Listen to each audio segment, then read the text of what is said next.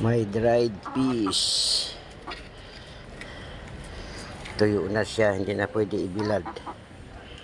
Yan. Ito nakabukod, ito daing. Ito. Tuyo na siya.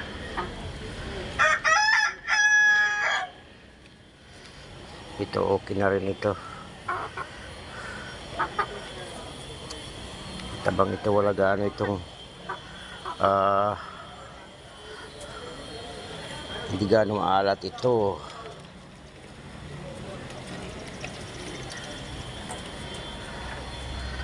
Yan.